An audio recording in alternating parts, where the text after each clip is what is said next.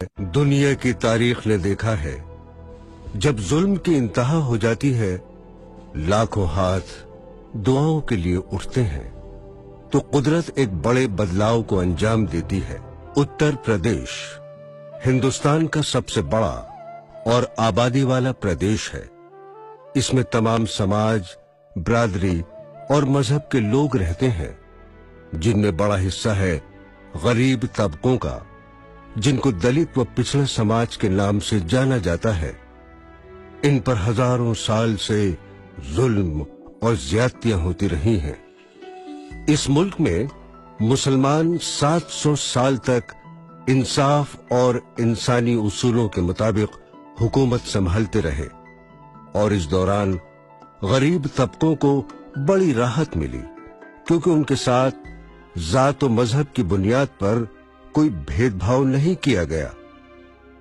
इसके बाद अंग्रेजों की कोई 200 साल तक हुकूमत हुई और उन्होंने यहाँ के गरीब तबकों को तो न्याय और बराबरी का दर्जा दिया, लेकिन मुसलमानों से बदला लेते रहे।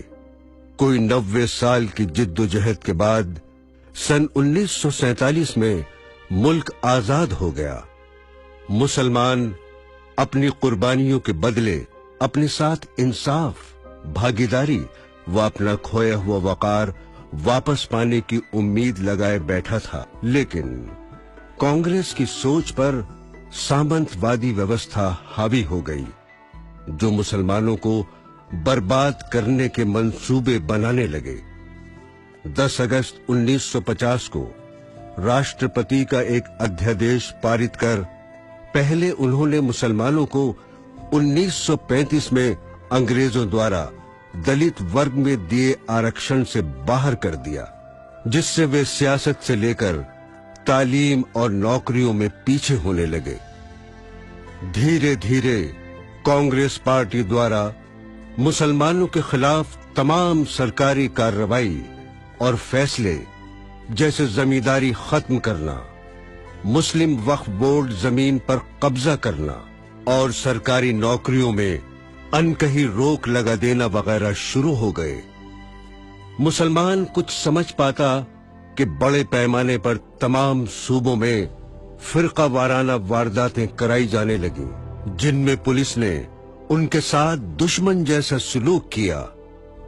सरकार सिर्फ इंक्वायरी कराती रही, पर किसी पुलिस वाले को सजा नहीं हुई, बल्कि उल्टा उनके बच्चों को ही जेल में डाला जाता रहा।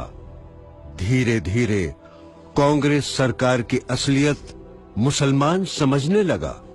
इसी दौरान मुलायम सिंह जैसे नेता मैदान में आए, जिस पर कौम ने भरोसा किया और 3 बार तक मुख्यमंत्री बनाया, लेकिन वो तो चुपचाप भाजपा के ही एजेंडे को लागू करने लगे। बाबरी मस्जिद के नाम पर राजनीति कर भाजपा को बढ़ावा देने का काम किया।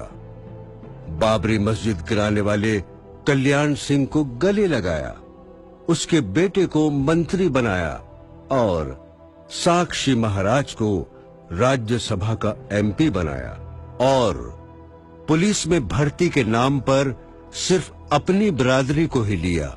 इसी दौरान बड़ी तादाद में मुसलमान सुश्री मायावती के सामाजिक न्याय और बराबरी के झूठे वादों में बहकर बहुजन समाज पार्टी को भी वोट देने लगा और मायावती जी भी मुख्यमंत्री बन गईं। लेकिन उनको अकलियत की पहचान मिटाने के अलावा कुछ और नहीं दिखा। मुस्लिम तहजीब के शहर लखनऊ को मूर्तियों से भर दिया गया। मुस्लिम बुजुर्गों के नाम पर रखे जिलों के नाम चुन चुन कर बदलने लगी। खलीलाबाद को संत कबीर नगर, अकबरपुर को अंबेडकर नगर, अमरोहा को ज्योतिबा फूले नगर, संभल को भीमनगर वगैरह वगैरह। और इनकी पार्टी के नेताओं ने अपनी जुबान पर ताला लगाए रखा।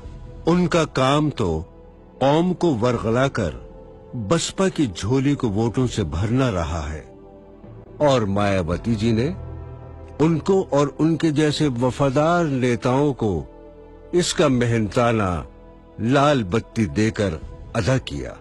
पश्चिमी उत्तर प्रदेश में राष्ट्रीय लोकदल ने अकलियत के भरोसे का खून करते हुए गुजरात के मुख्यमंत्री नरेंद्र मोदी को 6 मई 2009 को अपनी रैली में मुजफ्फरनगर बुला लिया और इनकी सर्वा नेता अनुराधा चौधरी ने तो मुस्लिम मोहल्लों को आतंकवाद के अड्डे करार दिया, लेकिन लोकदल के तमाम मुसलमान नेता चुप रहे। आज मुसलमान इनसे जवाब मांग रहे हैं। भाजपा ने जहां अल्पसंख्यकों के साथ खुलकर दुश्मनी की, वहीं पर सेक्युलर जमात के नेताओं ने आस्तीन में छिपकर एक खास तबके के लोगों को डसा, उनके भरोसे का खून किया।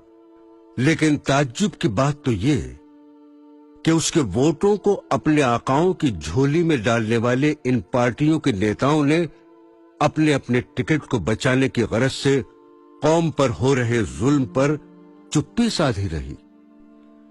इन मतलब परस्त मुसलमान नेताओं और उनकी सरपरस्ती करने वाले सियासी आकाओं की लगातार अनदेखी झेल रहे हमारी कौम समूचे मुल्क में आज तालीमी, माली, सामाजिक या सियासी एतबार से अफसोसनाक हालत में पहुंच गई है।